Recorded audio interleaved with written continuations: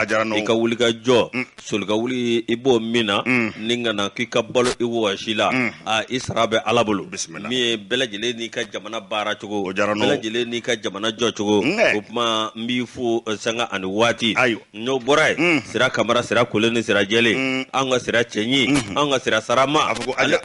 aja a sarama Allah ma taa maga sira ko ni sira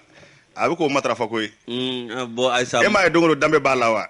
aja do dɛ mais ne bɛ ɲininka ale ni batoma ka aja de tɛ kelen ye ale a taara maga a taara maga kan'o bɛɛ fɔ sa maa tɛ ka aja de ma taa maga wa a ma nɔgɔn fo ni tɔgɔ dara aja tɔgɔ dara kuma bisira aja sira kamara e ko cogo min ye a ka dɔ zɛri an b'a fɔ k'a waleɲuman dɔn sanga ani waati Jamadugu Kɛfa fo ka taa se a ka dɔ Awa Kuyate Keyita ma an dɔn an tɛna ko bila dagirinna la kuma a ka dɔ min ye I bɛ tɛmɛ ni ko ye Yusu Karawate n'i y'a dan bɛ tɛmɛ n'a ye an dɛmɛ dɔnna foli kɛ an denkɛ la n'a bɛ Mamadu Togola ko fɔ Mamadu Togola an kanubaa ba don an b'a fɔ k'a waleɲuman dɔn Yusu ne bɛ sɛbɛn da sɛbɛn min n'an ka ma ko la lettre du peuple la lettre du peuple bɔko 184 ye nin ye bi alamisa don bɔli don fɛn min ye kuranko ye ko an ka taa bin a kun kan minisiri min n'a ɲɛsin bɛ kuranko ma ayiwa ko a bɛ wulikajɔ la min b'a to bɛɛ lajɛlen bɛ lafiya Lamini Seyidu Tarawele k'a ka wulikajɔ barika bonya n bɛ tiɲɛ don kurantigɛ a kɛmɛ ka mɔgɔw kolo guwan kurantigɛ a sɛbɛkɔrɔ juguya an bɛ nka diɲɛ ko bɛ n'a tiɲɛna n'a ɲɛnabɔ waati ma se walima n'a ɲɛnabɔ maa mana a ko dɔw bɛ yen a bɛ gɛlɛya kosɛbɛ Yusu n'i y'a lajɛ I ka dɔn kuranko a kuma sɛbɛkɔrɔ da in bɛ sabu a bɛ san caman bɔ ni waati ninnu sera jango funtɛni waati kurantigɛ a barika bɛ bonya kosɛbɛ a bɛ na ni tiɲɛni caman ye mun dun ye an se yan a fura ye fɛn jumɛn ye fɛn min ye minisiri ye a y'i da don a la dɔɔni ka ɲɛfɔli kɛ Lamini Seyidu Tarawele a n'a b'a la ka wulikajɔ caman kɛ sɛbɛn fasiriba o ye Jean Goyita ye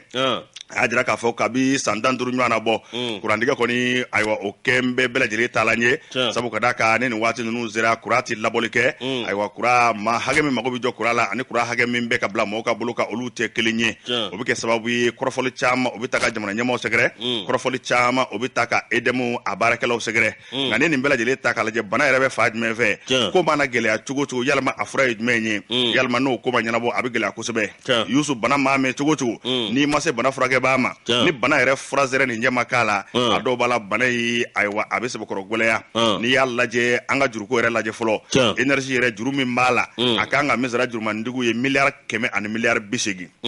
Yusu n'i y'o lajɛ o juru o ma sara k'a ban o fana ko kɔrɔ olu bɛna cogo di n'i ye lajɛ Lamini Seyidu Tarawele a ye ɲɛfɔli caman kɛ ko nka kabi a nana I ka dɔn nin minisiriso in na a b'a la ka biriki da dɔɔni dɔɔni sabu ni maa min k'i bɛ sangaso jɔ n'i ma subasima ɲɛ I mana fɛn fɛn jɔ subasima kolo kan a bɛɛ lajɛlen laban bɛ yaara hali n'a kɛra san dan ye o fana ko ale bɛna baara min kɛ ale tɛna ko sogolo koyi k'a fɔ de ka maaw nɛgɛ ka kuma fɔ walima ka ko dɔw sogolo ɲɔgɔn kan ko ale tɛna o fɔ dɛ ko bɛ ɲɛ cogo jumɛn na subasima ɲuman jumɛn bɛ se ka jɔ ka énergie yɛrɛ sigi a kan walasa don n'a nataw la sini ma sini kɛnɛma maanifinw bɛ se ka lafiya cogo min na k'o baaraw bɛ daminɛ bi nka baara daminɛ bi ani k'a nɔ ye bi fana o bɛ gɛlɛya nka min ka gɛlɛn o de ye baara ɲuman o daminɛni ye k'o baaraw bɛ sen na I ka dɔn minisiri bolo minisiri Lamini Seyidu Tarawele a ye wulikajɔ caman kɛ ka ɲɛfɔli caman kɛ a ko ale hamina ko ye min ye an ka ayiwa baaratuli dabila an ka kɛ an k'an ka yɛrɛma hɔrɔnya sɔrɔ kuranko la ko ale b'a fɛ k'o baaraw de daminɛ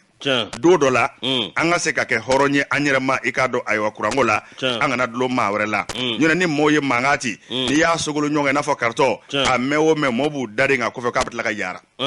minisiri ka kuma na a ko fɛn min megawati 100 min n'a mago bɛ o la o baaraw olu b'a la ka kɛ dɔɔni dɔɔni an ka taa sirakɔrɔ dɛ sirakɔrɔ I ka dɔn énergie baara minnu bɛ ka kɛ ayiwa fɛn kura caman de bɛ ka labɛn yen n'olu bɛɛ lajɛlen banna don o don ayiwa Yusu Karawate an ka kuranko an bɛ kɛ an yɛrɛ ma hɔrɔn ye fɛn min fana ye ayiwa centrale belebeleba dɔ o taara sigi Badalabugu min b'a to mɔgɔw bɛ lafiya ka taa dɔ sigi Sotiba IER I ka dɔn o Jabala la min b'a to maanifinw bɛ se ka lafiya cogo min na nka n'i y'a lajɛ sirakɔrɔ yɛrɛ ayiwa yɔrɔba min n'a bɛna jɔ n'a baaraw bɛɛ lajɛlen bɛ sen na dɔɔni dɔɔni n'o banna san o san o mana ban waati o waati ko yɛrɛma hɔrɔnya a bɛ sɔrɔ kuranko la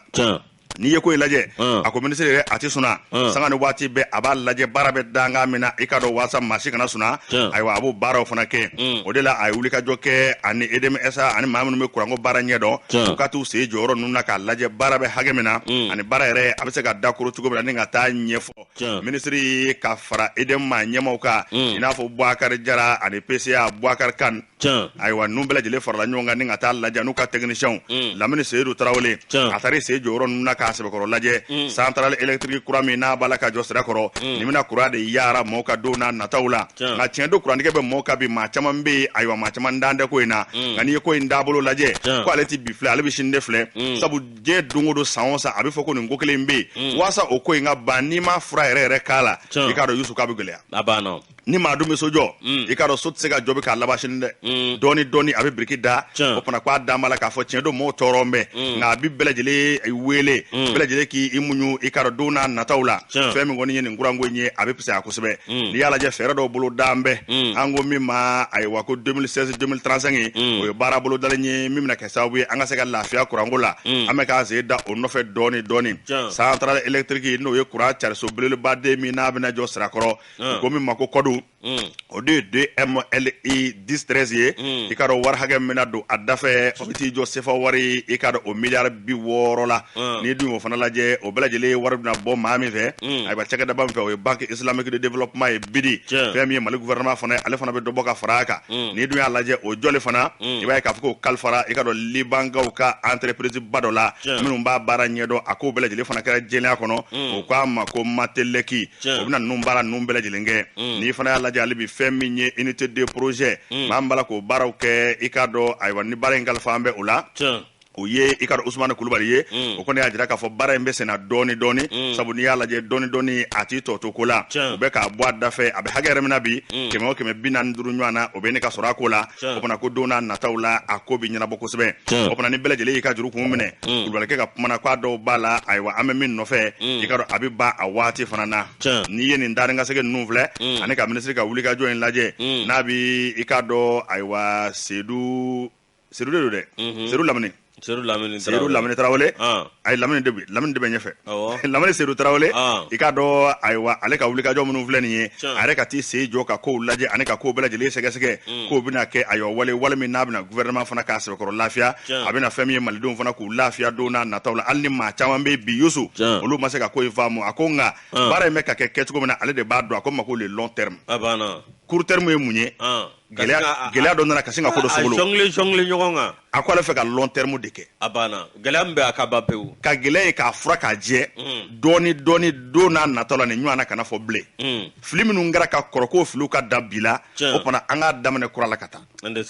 a ko hali n'o y'a sɔrɔ faamuyali caman bɛ olu ma kɛ n'i y'a lajɛ nazara ko ma ko vers une délivrance o kɔrɔ ye k'a fɔ an degun bɛ nka sɔnni lafiya o bɛ na sanviɲɛ ma wuli i ka dɔn ni san nana yɔrɔ bɛ suma nka sanviɲɛ wulili waati o ye ayiwa bisi basa caman ye nka ni sanviɲɛ tigɛra ni sanden dara a dɔw b'a la yɔrɔ bɛ suma maaninfinw hamina ko ye min ye o caman o bɛ nɔgɔya a ko n'i y'a lajɛ anw ka yɛrɛma hɔrɔnya kuranko ta fan fɛ n'i y'a lajɛ miliyari 2,300 waasa an kana se ka tɔɔrɔ kuranko la ayiwa o de kan ka labɛn minisiri ye min fɔ a ko Mali da tɛ Bamakɔ ye koyi wulikajɔ kun ye min ye don n'a nataw la Mali fa bɛɛ a dugumisɛn bɛɛ lajɛlen ka se ka kuran sɔrɔ i yɛrɛ kɔrɔ an ka kɛ an yɛrɛma hɔrɔn ye minisiri Tarawele a ye fɛn jumɛn fana fɔ a ko miliyari 2,300 min fɔlen filɛ nin ye n'i y'a fɔ a bɛ maa caman siran n'i y'a fɔ a bɛ maa caman dabali fana ban a ko nka n'i ye ko in yɛrɛ lajɛ a bɛna kɛ kɛcogo min na a n'olu b'a fɛ ka baara in kɛ cogo min ko bɛɛ k'i tulo ɲɛgɛlɛ jɔ miliyari 2,300 Yusu a bɛna tila yɔrɔ 3 ye a fɔlɔ miliyari 1,400 fɛn min ye an ko ma ko investisseur privé n'o ye wariba tigilamɔgɔw ye olu bɛ na o bɛ bila olu ka bolo kan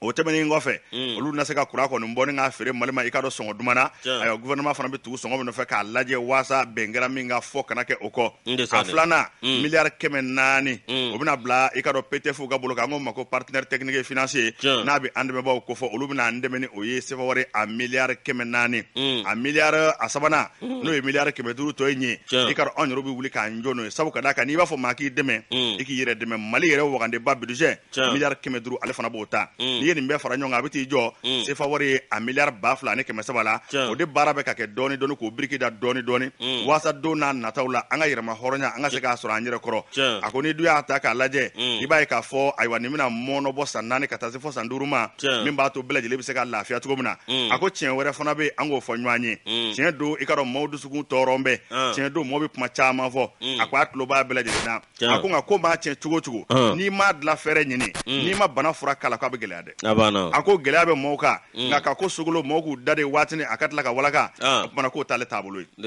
ministre Tarawele a ye mun fɔ Lamini Seydou Tarawele a y'a jira k'a fɔ a n'a fɛn bɛɛ lajɛlen kɛ hali nin baara ninnu bɛ kɛ ani maa minnu bɛ k'a kɛ a n'a fɛn bɛɛ kɛ bɛɛ k'i ka baara k'a kɛcogo la maa si ka n'i ka juru kun bila fɛn min kɔni b'a to ayiwa maliden bɛ se ka lafiya cogo min na ɲinɛ n'i ye Mali kuranko ta k'a lajɛ bi k'a sɛbɛkɔrɔ gɛlɛya mɛn nka ministre k'a bɛ wulikajɔ la a bɛ ka fɛn bɛɛ lajɛlen kɔni de kɛ min mɛnna kununko don n'a nataw la o kana mɛn bilen o fana kuranko baara an ko ma ko long terme k'a bɛ ka baara de kɛ ka biriki sigi ɲɔgɔn kan waasa don n'a nataw la a bɛ san 10 damadɔ bɔ bi nin waati ma se don o don mɔgɔ bɛ kulo nka ale b'a fɛ ka fɛn de dilan k'o bila yen nɔ min b'a to an b'an ka yɛrɛma hɔrɔnya sɔrɔ min tun bɛ ka fɔ san caman o ka se ka dabila nin kun ye sɛbɛn ye an y'a salo ka bɔ lettre du peuple la bisimila ala k'an kun ja amina an dɔ ni kɔrɔfɔ ɲana min ye a ga dɔn ni bi so jɔ i kana kɛ ko n b'a jɔ ko a ka ci sini i b'a jɔ de aw ka dɔn a ti jɔ ni galabagalaba ye an dɔn bi m'an bila nin na nka fura ɲini aw fura min b'a to a ɲɔgɔnna ka ban sɔrɔ an b'o de ɲini nasara ko de ma ko le langage de la vérité a banna ɲɛfɔ hali ni bisa bisimila an dɔn aw ka dɔn an bɛ sɛbɛn da sɛbɛn min n'an b'a ta o ye 22 septembre ye 22 septembre ni ye jateminɛ kɛ min ye URD k'a bɛ k'i sen na adama sen na nɔ la koyi min ye san 2022 kalafili min bɛna kɛ min ye parti belebele minnu bɛ yen ni bɛɛ lajɛlen kɔni b'o dɔn aw k'a dɔn parti belebelew n'an bɛ ɲɛ kalafili bi kɛ aw k'a dɔn a dɔ la a dɔw kɔni tun bɛ yen min ye fɔfɔ ɲɔgɔn kɔ tun bɛ maaw ni ɲɔgɔn cɛ nka min ye aw k'a dɔn URD sumala kɔni kabini ale y'a ta a bolo la fo kana se aw k'a dɔn a ntanyani ma fo mankan sugu ma aw k'a dɔn an ka nin dankɔrɔba ye ala ka dayɔrɔ nɛɛma ala ka fara silamɛsiw kan nin faso kanuba ye min ye nin faso den ɲuman ye ala y'o minɛnw na nka an bɛ ala barika da diɲɛ yɛrɛ i ni ko i ni ɲɛ a banna bisimila Union pour la République et la démocratie min ye aw k'a dɔn maa min y'a tu tigɛ maa min y'a sigi sen kan n'o ye Sumala Sise ale ntaɲanen kɔ kalafili min n'o bɛna kɛ san 2022 min ye parti kɔni u ye ɲɔgɔn najara kɛ nin kɛra aw k'a dɔn kɛrɛsi la Nkuruba Awa Badula Bogo nka min ye nin ko bɛɛ lajɛlen ye sa i b'a ye k'a fɔ awa min ye tiɲɛ yɛrɛ la URD ye awa min ye gɛlɛya min b'a kan bi ko n'a sera ka i yɛrɛ bɔ an bɛ se k'a fɔ taarɛ nka bi min ye aw ka dɔn URD maa dɔw kɔni wuli n bɛ olu kaleka ye ko awa min ye maître Demba Traoré dɔw fana wuli n bɛ ko Mamadu Igor Jara dɔw fana wuli n bɛ min ye docteur Bobo Cissé ko nin ko in bɛɛ lajɛlen la dɔw kɔni kɛ n bɛ k'u ta kɛ wari minɛ a fa bɛɛ lajɛlen fɛ olu kɔni bɛ aw ka dɔn ka wari minɛ min ye aw ka dɔn a kun ti dɔwɛrɛ walasa ka kan da bi yira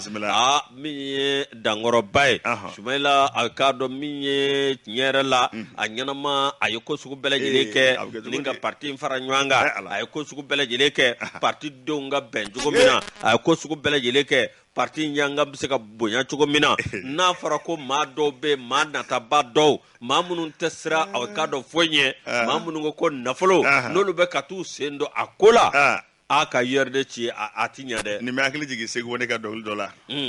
ko jɔn b'i saba ka kɔ la don fɔ ɲuman dɔn ba kelen wallahi a Sumala ko kɛra baara ye yɛrɛ la ninnu na jida Sumala su ɲɛla ninnu na aw ka dɔn Sumala su k'a bila hami na o kɛmɛ ka maa to a fɔ de wa maa minnu bɛ k'a fɔ k'u bi URD ko Mburuja o kɛmɛ ka maaw to a sɛbɛn u ma maa tɔgɔ sɛbɛn dɛ u ma maa tɔgɔ sɛbɛn dɛ a ko a fɔra ko dɔw bɛ wari minɛ na ko mais n bɛ min f'i ɲɛna min ye fasiriba ye a ko a lamɛn dɛ ko les billets de banque auraient fait leur effet sur les clans a ka iti za kuma famuna anon dɔw kɔni da ye wari ko ye min ye u t'u miiri Sumayila la Sumayila ye parti in fara ɲɔgɔn kan u t'u miiri k'a fɔ awa min ye URD a ma dabɔ bi kama a dabɔ fasoko de kama a dabɔra hurututu de kama o tuma aw k'a dɔn yalima ninnu na jida Sumayila su ɲɛla wa yalima i k'a dɔn ninnu na sumala su kɛ kɔ kɛ kolangolo ye wa min ye Antoine min ye URD a kɔni gannen dɔ bi dɛ min ye a k'a dɔn tiɲɛ yɛrɛ la ko nin ko in min filɛ nin ye ko nin ye maloyala ko ba ye Sumala taara ka parti to maa minnu bolo Sumala y'i da ka parti to maa minnu bolo n'olu sɔnna ka nin kɛ Sumala la ko n'i ye awa jamana di olu ma nin cogo la k'u bɛ jamana fana buruja o cogo la. Yusu Karabati min ka kuma tigɛ sɛbɛn ma ban nka n bɛ kelen fana f'i ye réseaux sociaux bɛ kuma bɛɛ lajɛlen bɛ kuma nka n bɛ cɛ gwɛlɛnw dɔn URD kɔnɔ n bɛ cɛbaw don a kɔnɔ n bɛ musobaw don a kɔnɔ a tɛ ci k'olu ɲɛnama to fiyewu ayiwa i kana sigi aw la Ala k'o kɛ cɛw bɛ URD la cɛ gwɛlɛnw bɛ yen muso gwɛlɛnw bɛ yen denmisɛn biyɛnkɛnɛw bɛ URD kɔnɔ URD tɛ ci fiyewu k'olu balolen to wallahi ne sani n'an ko k'an b'o walawala bi an bɛ lɛrɛ tan kɛ yan tɛmɛ ni sɛbɛn ye Antoine min ye aw ka dɔn tiɲɛ yɛrɛ la ko kabini Sumala bɛ balo la waati min na Sumala a ye ko sugu bɛɛ lajɛlen kɛ min ye aw ka dɔn URDw tɔndenw bɛ se ka fara ɲɔgɔn kan cogo min ye aw ka dɔn farali kana don ni ɲɔgɔn cɛ fo ka taa se a ka saya ma i ka dɔn ko Sumala kɔ n'a fɔra k'a bɛ ɲagamin ta ko nin ye maloyala ko ye dɛ maa dɔw bɛ yen olu kɔni ta tɛ dɔwɛrɛ olu ta tɛ parti ko ye olu ta ye n yɛrɛ ko ye olu ta ye billet de banque ko ye nka ko bɛ cogo min na bi ko URD mɔgɔw ka a lajɛ ni hakili ye ko n'o tɛ k'u na ji da Sumala ɲɛna a bɛ lonbo laban a tɛ ci n'o tɛ cɛgɛlɛnw bɛ yen a kɛnɛ kan ko dɔw yɛrɛ Saliku Sanogo k'a lajɛ k'u bɛ dangari ni un grand commis commis dama wa un grand commis un sage a bɛ kɛ cogo di k'u bɛ ji da Salifu ɲɛna a bɛ lonbo laban nka cɛdenw b'a tile a banna cɛgɛlɛnw bɛ yen dɛ Seydou Jamutɛnɛ n'ale ka fasire an y'a bɔ 22 septembre kɔnɔ Seydou Jamutɛnɛ an b'a fɔ dantɛ foli min na ale bɛ la lettre du peuple ne b'ale salo n'i y'a salo a kuma an bɛ an ka taa Kalabankɔrɔ n'an sera Kalabankɔrɔ maa dɔw bɛ yen olu kɛn bɛ ka ɲaami kɛ sabu n'i y'a lajɛ monsieur le maire n'o ye Cɛkura Hamadunu Jara ye waati min ni gɛlɛya ale sɔrɔ maa minnu bilala nɔ la olu kɔni ye ko bɛɛ lajɛlen ɲaami y'an ka ko ma ko cantine scolaire i k'a dɔn u ye ko kɛ komi n'u ye sariya sɛbɛkɔrɔ sɔsɔ parce que kɛbaa ko y'a jira k'a fɔ an ka para ɲɛ kelen kɛ kunungo kɔnɔ juin kalo 2020 san fɛn min ye Kalabankɔrɔ maire ye Cɛkura Hamadunu Jara gwɛlɛ a sɔrɔ o gwɛlɛ yɛrɛ kɛra sababu ye i ka dɔn politique ko kɛlɛ ni ka taa n'a ye i ka dɔn kaso yɛrɛ la o waati de kɔnɔna la maa minnu y'a nɔnabila a yɛrɛ ka adjoint fɔlɔ ani adjoint filanan n'o ye danga fɔlɔ ni filananw ye olu kɔnɔna jɛjugu basiri i ka dɔn ka ɲaami yɛrɛ kɛ fa bɛɛ lajɛlen fɛ min b'a to ale bi maire to a bɛ se ka cɛ cogo min na a ko maa bɛ se ka nin faamu cogo di Yusu Jalo ale ye sɛbɛn fasiri a ko nin maa minnu filɛ nin n'o ye maire ka adjoint ye k'a sɔrɔ gɛlɛya bɛ maire kan u nana fɛn bɛɛ lajɛlen ɲaamini k'a k'u sago ye sabu sariya dɔw bɛ yen u y'olu sariyaw ni k'olu sɔsɔ kosɛbɛ n'i y'a lajɛ an ko ma ko cantine scolaire n'a bɛ lakɔlidenw ka dumuniko ko fɔ o baaraw n'o musakaw kan ka taa sira minnu fɛ ko ninnu ye ɲaamini bisi basa don a la u taamana sariya kan ani ka sariya sɛbɛkɔrɔ sɔsɔ k'o ye sɔli da ye fɛn min ye fasiri kɛbaa ye a y'a jira k'a fɔ ko fɛn min ye 1,3 ɲɔgɔn na o kɔni de bɔra Kalabankɔrɔ i k'a dɔn a mairie kɛsu la ni ka taa don siraw fɛ sira minnu n'an kun b'a ka taa sira minnu fɛ n'i dun y'a lajɛ nin ko in fana i n'a fɔ sɛgɛsɛgɛliw b'a jira cogo min na fasiri b'a y'a fɔ cogo min na n'i y'a lajɛ maire ka danga minnu bɛ yen a ka danga fɔlɔ ani danga filanan filanan in yɛrɛ to o na kɛ Mahamadu Keyita ye i ka dɔn k'olu de nana nin ɲaami bɛɛ lajɛlen kɔni ni k'o sigi sen kan a ko ka kɛ ni kunnafoni ye olu ye minnu sɛgɛsɛgɛ ni k'a ɲɛ dɔn kosɛbɛ ale de ye ko in ɲɛmaa ye n'i ye sariya dɔ ta k'a lajɛ sariya min ye la loi numéro 2019 013 min taara juillet kalo tile 3 san 2019 u taamana o kan ni k'o cɔngɔ kosɛbɛ o yɛrɛ min n'a bɛ cantine scolaire n'o ye lakɔlidenw ka dumuni ko ye ni k'o ɲɛnabɔ k'u taamana o kan arrêté ministériel numéro 2019 ayiwa 300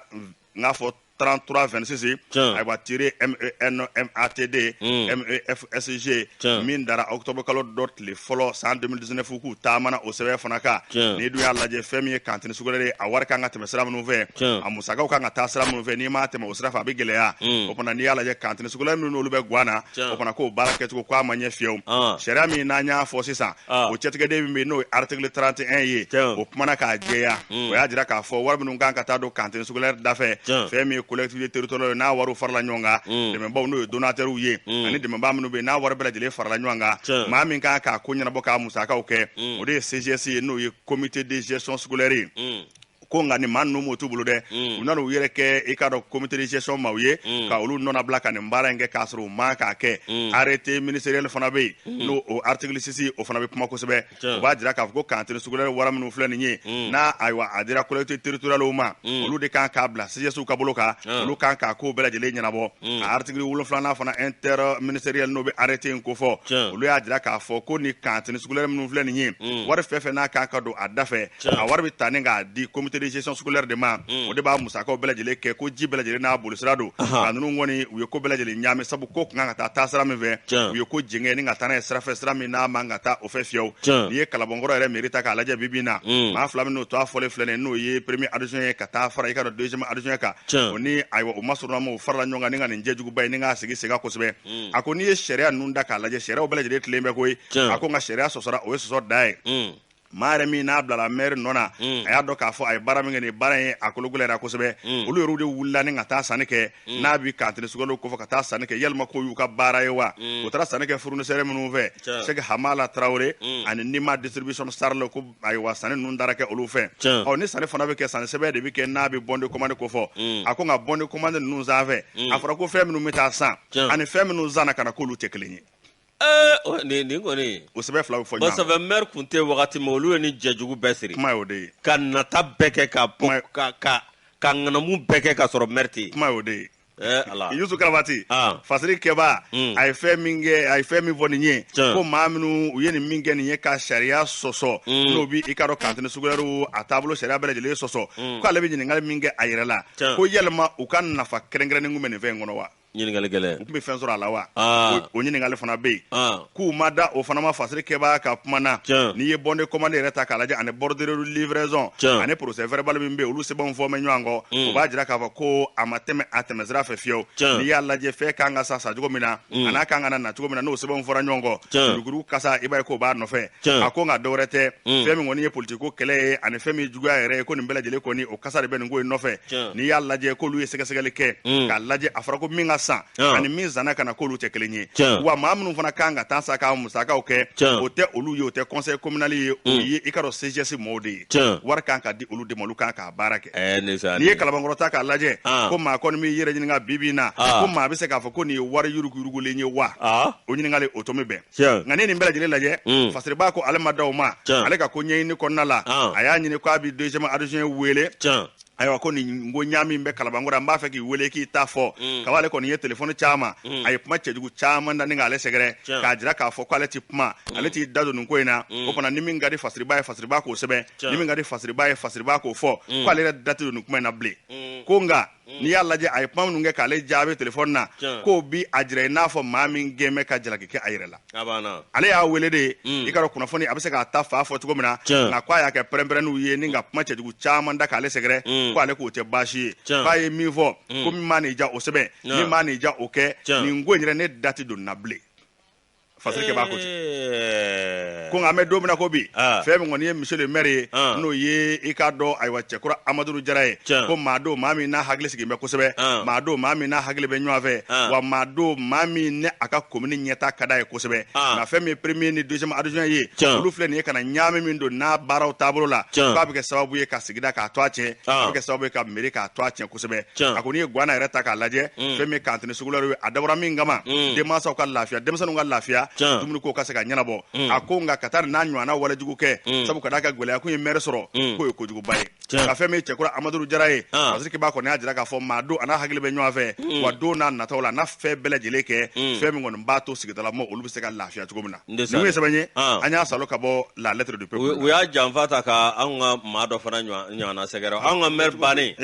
an ka maire n'o ye Moribo Danbɛlɛ Ala ka hinɛ a la o bannen o baarakɛɲɔgɔn minnu bɛ yen u y'a essayé k'u bɛ gɛlɛya lase o ma dɔwɛrɛ tɛ dɛ Maliki Keyita ninnu n'a nɔnaw olu de ko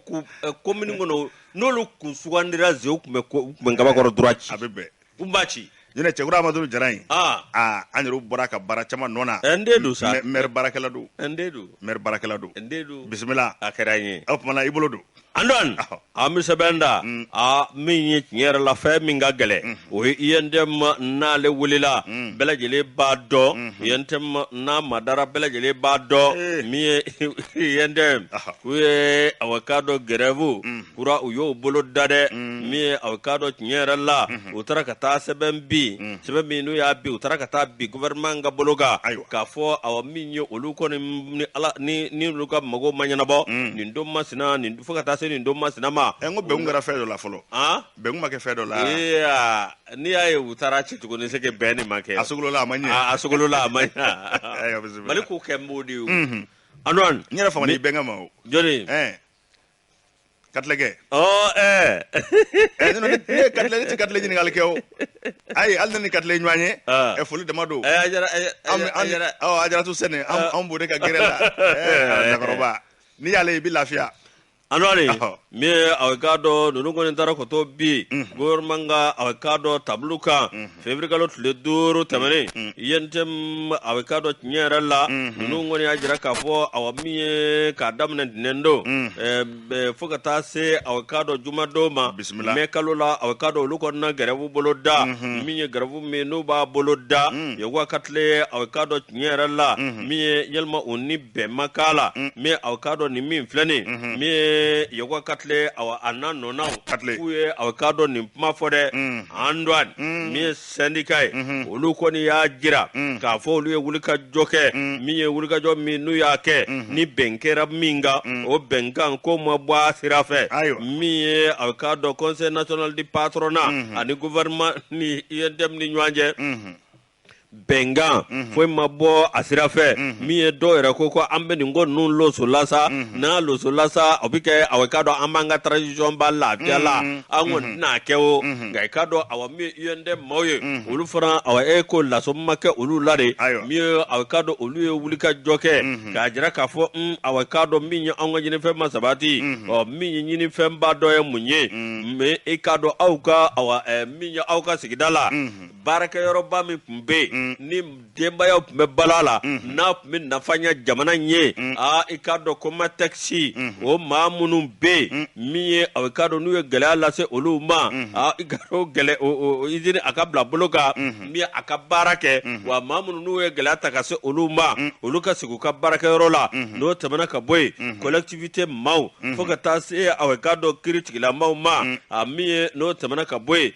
niye jatimine ke ka laje avocado yini ni doke wati dola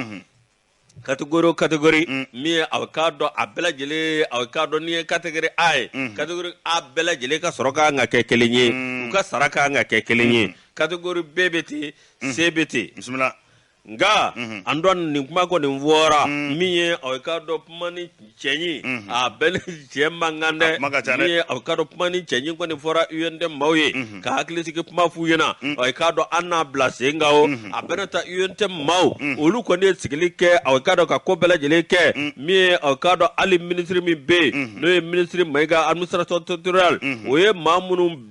ka laje uye wulika joke mi ko de ministry kay dangari mamunu na mi avocado nyerala ko kolu bela jelila segu uno la no betarika aleka ministry soka bismillah anon no tabara ka boy ko avocado ko ni galabe amena koy kabini banda utara ko do wara na e pmando fo malide munu zigile be ka jira ka ka do awaminye ko ni awaminye e mamunu be nu ye ni wale ake ikado ko ni mama be ko ni bi yere kalama ko awaka jamana ndo njungola ki manga ta ni zrafe anipma chama miye avocado wati mina okuma ni avocado yente mayo mesa olu ko ni avocado olu taru o ma tameka boy mi asibu goita le kolone asibu goita ko ale ku yewulika joke wati dola ko ki bolo mana bo usere amyon gido nofe ngale te mi no mi fatere ba ka foye ako awa minye ngera la awa system senika dode nga senika mimbe naka girimbi ni ayi kodo awa yalma na tabale gochi mi no biye wana gele biye jamana ka fo ye jugu bala ikado ko yentemi bismillah ban a ko kɔni bɛ sen na ni UNT maaw u ni gouvernement a ka dɔn u ka sɔ tɛ ka feere ka basi tɛ ka feere da kelen da la koyi a wuli ka jɔ bɛ sen na ni Ala sɔnna ma UNT maaw kɔni ko k'olu t'a bila dɛ n'olu ka ɲinifɛnw ma kɛ sɔrɔ fɛn ye wa grève min u n'a bolo da bisimila Ala k'an kunna ja amina Adwan ni sɛbɛn in a ye nin bɔ sɛbɛn kɔnɔ sɛbɛn minnu b'a la ko 22 septembre Musa Touré ni ale ka fasiri o 22 septembre kelen Yusu ne bɛ ale ta min ni bidenw bɔlen don bɔko 1666 ye nin ye Jakarija Danbɛlɛ nin y'a ka sɛbɛn ye k'an ka taa sumaya bana a binakun kan sumaya a bɛ cɛnni min kɛ diɲɛ kɔnɔ bɛɛ lajɛlen b'a dɔn n'i y'a lajɛ fɛn min ye san o san sumaya bana a bɛ maa miliyɔn caman de minɛ wa maa 100,000 caman ni bi to i ka dɔn k'a sababu kɛ sumaya bana ye sumaya bana ye banajuguba ye n'i ye diɲɛ kuru k'a ta k'a lajɛ a kolo ka bɔ kosɛbɛ nka diɲɛ yɛrɛ kɔnɔ fana farafinna ta ka jugu n'a bɛɛ lajɛlen ye saa duma na wuli bɛɛ lajɛlen bolo b'i kun na Mali fana kɔnɔ yan sumaya bana banajuguba nka jamana ɲɛmɔgɔw ka wuli ka jɔ dɔɔni an bɛ ka sen da nɔfɛ a kɛlɛli la ntɛnɛn tɛmɛnen an kɔrɔ fɛn min ye i ka dɔn o ye don ye don min bila mɛ diɲɛ kɔnɔ ayiwa ni ka sumaya bana kɛlɛ san o san avril kalo tile 25 o ye don kɛrɛnkɛrɛnnen ye diɲɛ fa bɛɛ lajɛlen fɛ walew bɛ sigi sen kan kumaɲɔgɔnw bɛ sigi sen kan min b'a to sumaya bana an bɛ se k'a kɛlɛ ka bɔ an sen kɔrɔ cogo min na journée mondiale de lutte contre le paludisme n'o ye don kɛrɛnkɛrɛnnen ye ka se ka sumaya bana kɛlɛ a baaraw bɛɛ lajɛlen kɛra i k'a dɔn CICB la baara ɲɛmaaya tun bɛ maa min bolo a don kama kɛnɛ ɲɛmaa o ye kɛnɛya minisiri ye n'a bɛ dɔgɔtɔrɔ fantasi bi ko fɔ kɛnɛ in fana ka ye dɛmɛbaa caman kun bɛ yen i n'a fɔ OMS olu ka lasigiden Organisation mondiale de la santé n'a bi diɲɛ tɔnba ko fɔ min sigilen don i ka dɔn ayiwa kɛnɛya o ɲɛnabɔli ma docteur Jean-Pierre Baptiste ale tun bɛ kɛnɛ in kan fɛn min l'Amérique ayiwa lasigiden fana ye o fana tun bɛ kɛnɛ kan n'a bɛ ambassadeur ko fɔ olu bɛɛ lajɛlen fana ka dɛmɛ bɛɛ dɔgɔtɔrɔ minnu ni cakɛbolo minnu da fana bɛ don i k'a dɔn sumaya bana kɛlɛli la olu bɛɛ lajɛlen tun bɛ kɛnɛ kan établissement bɛɛ sago a tun bɛ yen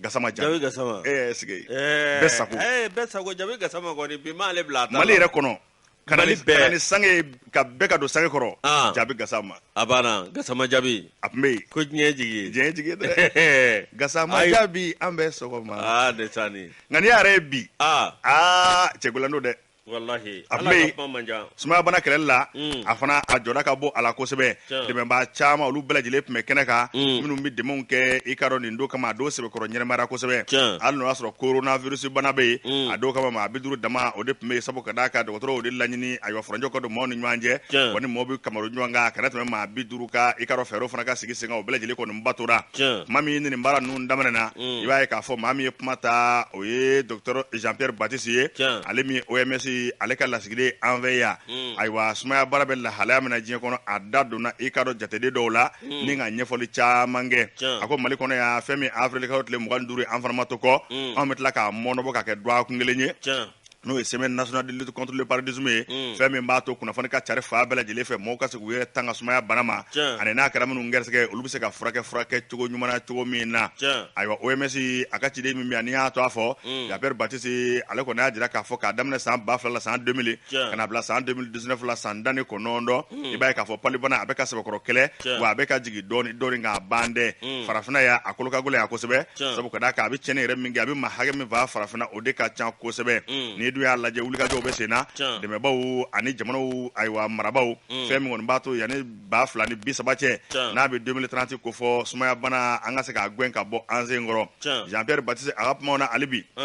a y'a jira k'a fɔ wulikajɔ olu caman bɛ ka kɛ fɛn min furaw ye minnu bɛ sumaya banakisɛ yɛrɛ ni k'a fa walima fɛɛrɛ minnu bɛ sigi sen kan soso a kana se ka maaw kin jan ko denmisɛnw ani muso lasaritɔw olu de ta ka gɛlɛn a la kosɛbɛ sabu ka d'a kan a bɛ cɛnni min don olu kun o barika ka bɔ kosɛbɛ ni sumaya bana fana ta k'a lajɛ hali an ka sɔrɔ la a ka gɛlɛn kosɛbɛ sumaya mana dutigi minɛ a b'i kolo fiɲɛ wa a bɛ dɔ bɔ i ka dɔn denbaya sɔrɔ la o bɛɛ lajɛlen bɛ na ni kɔlɔlɔ caman ye Jean-Pierre Baptiste a ka kumaw na a ka wulikajɔw bɛ sen na min b'a to hali bi maaninfinw bɛ se ka lafiya kolo gɛlɛnw bɛ se ka sɔrɔ cogo min na ni ka bana ni ka se k'a kɛlɛ ale ka kuma kɔfɛ dɔgɔtɔrɔ Fanta Sibi n'o ye minisiri ye kɛnɛya minisiri ale ye kuma ta kuma min kɔnɔna la a y'a jira k'a fɔ Mali kɔnɔ yan sumaya banajuguba don n'i y'a lajɛ i b'a ye k'a fɔ ayiwa fɛn min ye sumaya bana ye k'a ye maa 1700 de fa san 2020 Mali la yan 1700 décès a cayara dɛ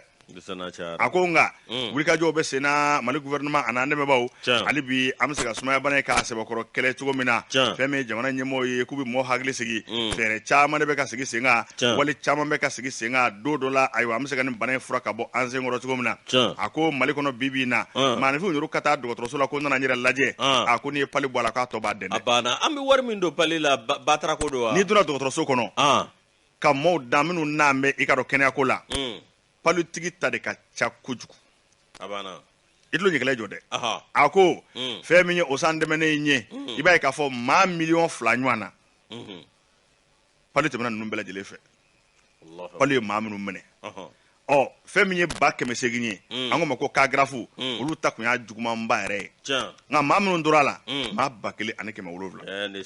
nka dɛmɛbaaw b'u sɔn jamana ɲɛmɔgɔw b'u sɔn kɛnɛya baarakɛlaw b'u sɔn ko nin bɛɛ lajɛlen kɔnɔna a ka jugu dɛ ko nka hali bi i ka dɔn a kɛlɛli an bɛ ka nɔbɔ a la dɔɔni dɔɔni don n'a nataw la laɲini ye min ye ka se ka sumaya bana yɛrɛ ni k'a ban a ko jigi dɔ bɛ yen ayiwa o bɛ maa jigi fa sabu ɲininiw bɛ senna fɛn b'a to pali yɛrɛ bana a bɛ se ka bɔ yen cogo min na sabu vaccin dɔ bɛ yen an ko n'o bɛ boloci fura ko fɔ ayiwa ko ɲininiw bɛ senna sɔɔni o ko bɛɛ lajɛlen na se ka dagu an ko ma ko Université d'Oxford olu kɔni bɛ wuli ka jɔ la kuma de sanga bɛ ka ɲininiw kɛ fɛn min b'a to don dɔ la an ka se ka vaccin yɛrɛ sɔrɔ sa ka maaw bolo ci sumaya bana ka n'i minɛ nka an ma se o ma fɔlɔ nka ɲininiw bɛ senna ko ayiwa baara bɛ hakɛ min na maa bɛ se k'i jigi da k'a fɔ don n'a nataw la san n'a nataw la i k'a dɔn pali a vaccin a bɛ se ka sɔrɔ o kumana an bɛ dugawu kɛ Ala k'o don jira an na fɛn min ye Mali maa ɲɛmaaw ye an ma to kɔ a y'a jira k'a fɔ k'u jigi bɛ dɛmɛbaaw kan n'o ye partenaires ye u ka se k'an dɛmɛ cogo min na maa caman ka se ka kisi ka bɔ sumaya bana ma n'i dun y'a lajɛ ministre ka kuma na a ko k'a bɛ bɛɛ kelen kelen wele sabu ka d'a kan pali bana kɛlɛli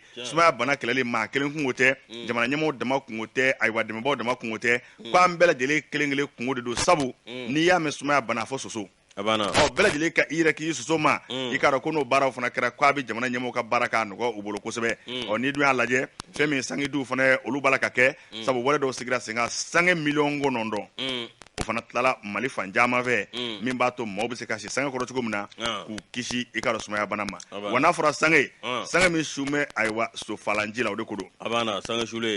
sulen o fana n'i y'a lajɛ minisiri kɔni ko k'a bɛ bɛɛ lajɛlen fo o fana duwaku min n'o kɔni kɛrɛnkɛrɛnna ka se ka sumaya bana k'a kumaw fɔ ani k'a walew sigi sen kan fa bɛɛ fɛ k'a b'a ɲini bɛɛ fɛ bɛɛ k'i sen don nin baara in na sabu ka d'a kan sumaya bana kɛlɛli maa kelen ka baara tɛ n'o ye sɛbɛn ye an y'a salo ka bɔ 22 septembre la 27 septembre ni y'ale bila ndatira ko 27 septembre ni y'ale bila le pays mbale ta ni ka do sina befu ay jo folo sa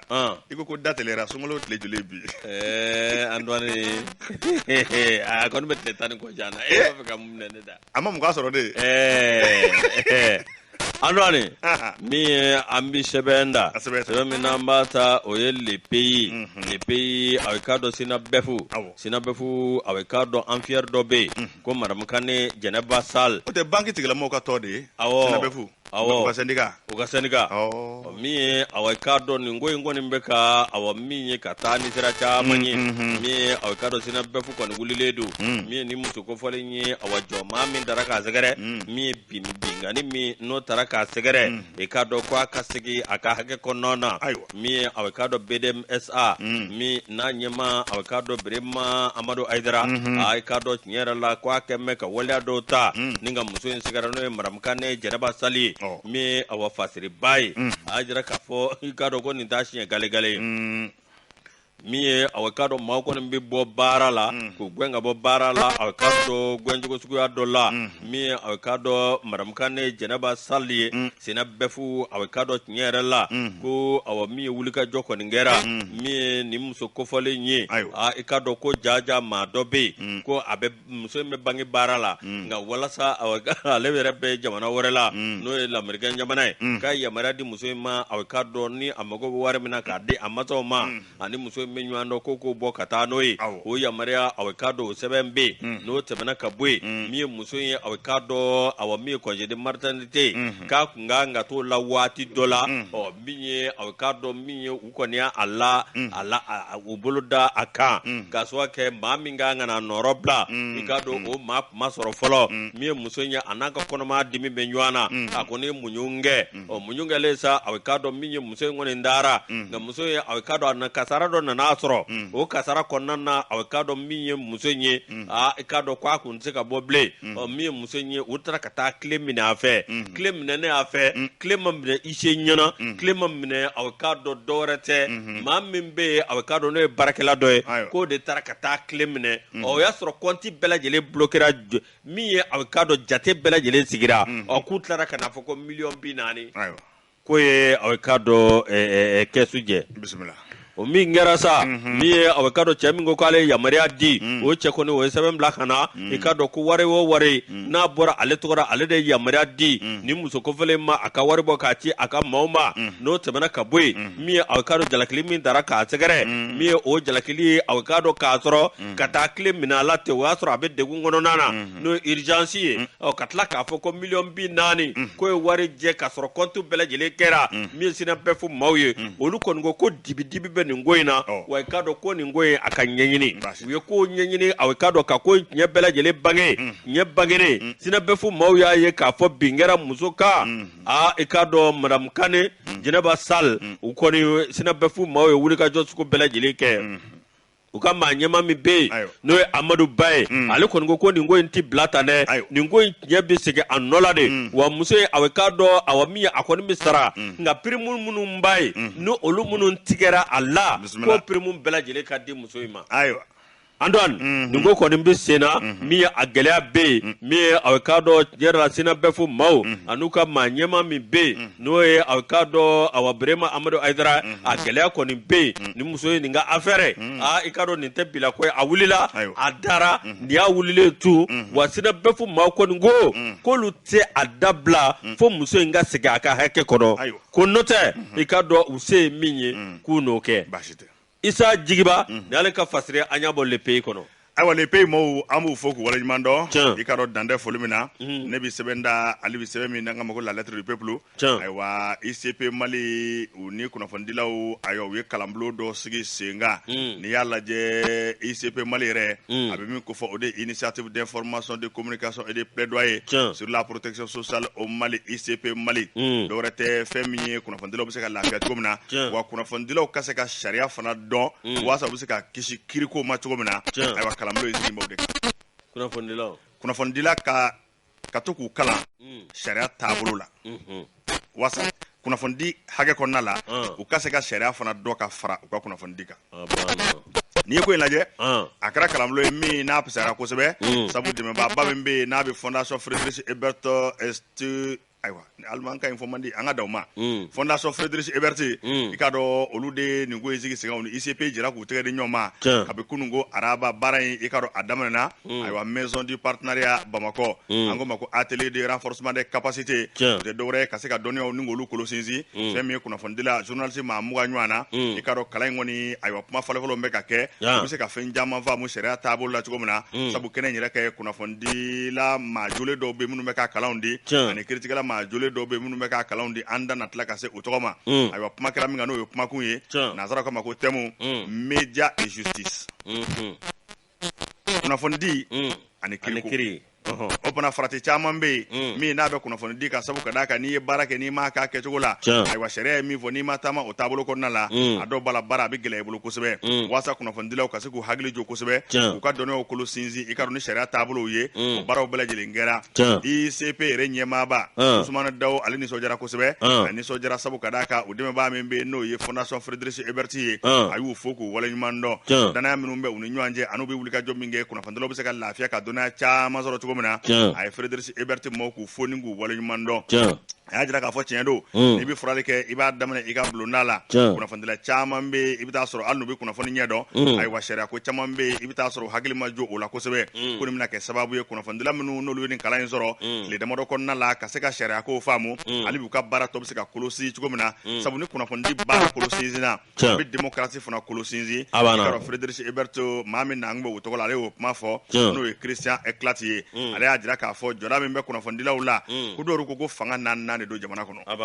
o fana o tɛ taa kalan kɔ o tɛ taa hakili jigin kɔ o tɛ taa kuma ni sanga bɛɛ ka to ka mɔgɔw hakili jo ka mɔgɔw ka dɔnniya kolo sinsin ni dɔnniya caman ye a y'a jira k'a fɔ ko nin baara min sigilen filɛ sen kan nin ye n'o ye kalanbulon ye atelier min filɛ nin ye a bɛna kɛ sababu ye ni nin banna kunnafonidila minnu ye kalan in sɔrɔ u ka se ka fɛn caman faamu ale bɛ fɛn min ye kunnafonidi baara ye ka se k'a kɛ magistrat Ablaye Nantume ale ye juge a bɛ tribunal de grande instance la commune 3 abana ne fɔra o Dabo maa n'i kalan ayiwa kala kunjɛ ni ayiwa magistrat Nantume ye abana e ko cogo di ndesane nin ko in a kɛra nisɔndiyaba ye sabu ka d'a kan kunnafonidila maa mugan olu bɛɛ lajɛlen kɔni bɛna nin kalan in de sɔrɔ fɛn min kɔni ye kunnafoni rɛzɛrɛ nin jɛ ye ani fɛn min ye sariya kow ye ka se k'o bɛɛ lajɛlen fana dɔn o baaraw de bolodara kununko n'a tile damadɔni k'a baara la min b'a to hali bi nin bɛɛ lajɛlen kɔni ma na ban ayiwa mɔgɔw hakili ka jo ka dɔnniyaw kolo sinsin kosɛbɛ min b'a to hali bi i k'a dɔn ayiwa ɲɛtaa caman o fana bɛ sabati n'i ye kunnafonidi ta k'a lajɛ bi a fana kɛn bɛ waati la waati min an ka ma ko cybercriminalité n'o kɔni de k'a fɔ kunnafoni bɛ se ka bɔ fa bɛɛ fɛ waati bɛɛ la k'a sɔrɔ hali t'a bɔ fan dɔ ni m'i taa fan dɔw la o fiɲɛ wulilen cɛ la a bɛ gɛlɛya dɛ kunnafonidi bɛ fiɲɛ kɔnɔ bi a ka jugu sa fiɲɛ a kɛn bɛ ka maaw siran dɛ i sigilen n'u y'a kɛr'u kana réseau sanfɛ i dabali e b'i yɛrɛ y'a kɔnɔ bɛɛ ka wa ne yɛrɛ kɔni ni kuma tan fɔ ni fɛn nka mi kuma kelen f'i yanni n ka sɛbɛn datugu tubabukan la u b'a fɔ ma ko le temps va imposer le respect o ye min ye i b'a dɔn hali mɔɔ ma tilen quoi waati yɛrɛ bɛ mɔɔ diyagoya tilen a banna n b'o f'i ye dɛ réseaux sociaux a kana da ɲaami ma don dɔ bɛ na Yusu waati yɛrɛ b'i diyagoya tilen maa t'o f'i ye o dɔ bɛ na ɲinan an bɛ ɲaami min na a tɛ se ka to tan o nin bɛ taa minɛ wallahi n ko n'i ye téléphone dayɛlɛ bi e yɛrɛ dabali bɛ ban de quoi dɔw yɛrɛ bɛ nin ba ninnu ni fɛnw kɛ ani manamanakan ba ninnu ne siranna dɛ cybercriminalité man jugu o ye wallahi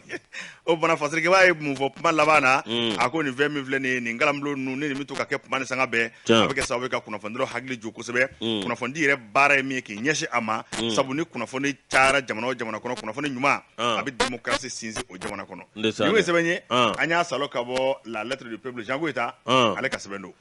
n'i y'o bila an dɔɔni ne bi sɛbɛn da sɛbɛn min ni b'a ta o ti dɔwɛrɛ o ye la lettre du peuple min ye baara min n'o bɛ sira min n'u b'a wele ko RN6 tout d'Afrique yirimajɔ échangeur a bɛ k'a dɔn Musabugu sɛbɛn ayiwa dugumata ye jumɛn ye min ye aw ka dɔn tiɲɛ yɛrɛ la nin sira minnu filɛ nin i ka dɔn kɛn bɛ ka wuli ka jɔ kɛ min ye aw ka dɔn maa dɔw olu ye yɔrɔ furani daminɛ ni ka tila aw ka dɔn ka nbalan don a la min aw ka dɔn nin ko in ye min aw ka dɔn n'a bɛ tali kɛ nin kan i b'a ye k'a fɔ wuli ka jɔ kɔni kɛlen don sanga ani waati o de kɔnɔna na sa an dɔn aw ka dɔn Afrikalo tile 26 san 2021 min ye aw ka dɔn yirimajɔ fo ka taa se yɔrɔ dɔw la maa dɔw kɔni wulila a bɛ k'a dɔn min ye k'a lajɛ min a bɛ k'a dɔn yɔrɔ minnu bɛ yen ni dingɛ dɔw bɛ yen ni ji bɛ sigi o kɔnɔ k'o dingɛ ninnu a bɛ k'a dɔn n'a ma ɲɛ k'a fɔ sira min bɛ ka dilan nin kan n'a kɛn bɛ a bɛ k'a dɔn k'a lajɛ min ye n'a bɛ ka labɛn ni dɔw kɔni ka yɔrɔ kɛra dingɛ ye k'olu kɛn bɛ ka wuli ka jɔ kɛ min ka nin ko bɛɛ lajɛlen ye a bɛ k'a dɔn min ye a bɛ se ka kari cogo min wa dɔw yɛrɛ kɛn bɛ ka yiriw dada min ye u ka siraw la min b'a to se ka tɛmɛ cogo min ka don u ka butugu kɔnɔ ayiwa Yusu fɛn min kɔni ye sirabaw ye a dilaliw bɛ sen na nka an d'an b'a la k'a fɔ ministère n'a ka cɛdenw Magafili tɛ de Magafili Dabo n y'a dɔn k'a fɔ n'a ka cɛdenw bɛ wuli ka jɔ la min b'a to bɛɛ lajɛlen bɛ se ka lafiya sirako o bɛna ko ka cogo min na Yusu ne y'o bila n bɛ kabako ta kabako kɛmɛ ka mun fɔ i tulo ɲɛkɛlɛ jɔ murankɛ a ko nin ye muso dɔ ye san 50 ani san 6 k'a bɛ cɛ ɲini muso in k'a ye furu kɛ a ye furusa 10 de kɛ a ko k'ale ma se ka hɛrɛ sɔrɔ o si la bibi na k'ale kɔni b'a fɛ sa ayiwa ni ka cɛ ɲini ale yɛrɛ ni min bɛ se k'a ka ɲɛnamaya tɔ kɛ ɲɔgɔn fɛ ale bɛ cɛ min fɛ cɛ min b'a fɛ nka ni y'ale furusa ko 10nan ye l'Amérique fasirikɛbaa ye mun fɔ a ko n'i ye muso in da k'a lajɛ muso in dɔ ye ko Kase k'a furula siɲɛ 10 ayiwa bibi na a si bɛ san 50 ani san 6 la k'a ko k'a kɔni di furu kɛ min kɔfɛ k'o ye nin ye o fana k'a bɛ wele kɔni fili fa bɛɛ lajɛlen fɛ ko zen na ko n'ale bɛ cɛ ɲini cɛ min b'ale fɛ ale bɛ cɛ min fɛ wa k'ale t'a fɛ ka furusa kɛ bilen sabu ka d'a kan ko bi ma dugujɛ o fana si kɔni bɛ san 50 ani san 6 la bi k'a bɛ cɛ ɲini ko zen na a mana min sɔrɔ k'a n'o n'a ka ɲɛnamaya tɔ bɛɛ kɛ ni ɲɔgɔn ye n desani o ko a bɛ kɛ ni gɛlɛya koyi kabako source point 20 minutes point CAC a ye nin bɔ a kɔrɔ an tɛna saba nin kuma in nɔfɛ ko mun ɲini jumɛn san 50 joli san 6 furu joli furu 10 o de kɛ a bɛ ka ko n'a ye min sɔrɔ se k'u bɛ tɛmɛ ni ɲuman ye k'a tɛ dabila bilen a na dɔ sɔrɔ kandidaw bɛ fa jumɛn fɛ ayi danga bɛ dɔn ko n'a t'i yɛrɛ den ma e tɛna k'a 11 na ne kɔni tɛ k'a fɔ burankɛ ne kɔni tɛ sɛbɛn ma ban de a tɔ ye jumɛn ye a banna a salo kɛ tɛmɛni communiqué ka tɛmɛni communiqué ayiwa Yusufu Karabati k'a kɛ to ni kɛ bɛɛ fɛ ko bɛɛ lajɛlen kun ma ɲɔgɔn sɔrɔ bi ayiwa télévision i ka dɔn bisi basa dɔɔnin don b'a la nka technicien baw bɛ wuli ka jɔ la Guy Malake ani i ka dɔn Usumani Togo